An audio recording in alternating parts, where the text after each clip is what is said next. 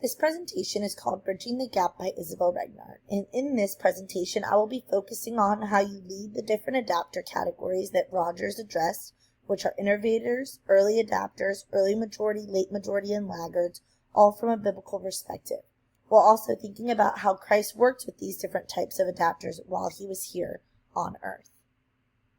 Innovators are willing to experience new ideas, and they are often the first group to adopt to new ideas or products. They are often risk tolerant and eager to try new things, while also very comfortable with uncertainty and seek out new technologies.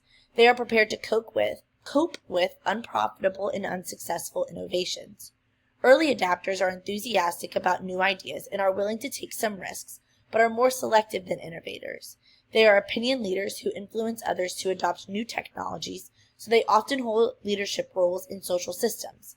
The other members come to get advice or information from them about the innovation. Early majority have good interactions with members of the social system, but do not have a leadership role.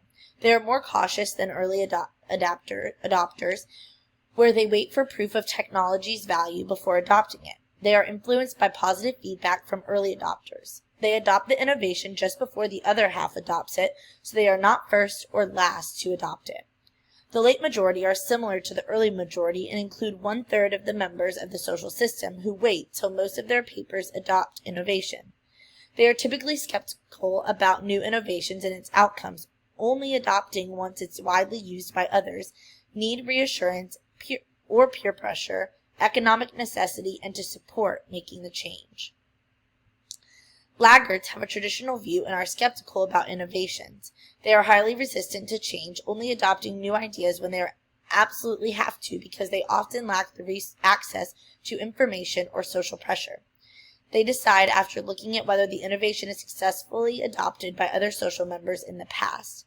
This makes their decision-making a relatively long process. I would utilize innovators, early adapters, and early majority to lead system with technology changes by first engaging innovators to gather feedback and refine the technology. They would be involved in the beta testing, engaging in brainstorming sessions, and seeking their expertise. I would use early adopters as champions to spread the word by building trust by creating targeted communication, showcase success stories, and utilize influencers. By providing clear and practical demonstrations and evidence of success, we would be able to convince early majority to adopt the new system. The early majority would focus on practical benefits and provide training and support and demonstrate real-world examples. They would clearly communicate the advantage in problem-solving capabilities of new technology by also offering training materials and sharing real-world success stories.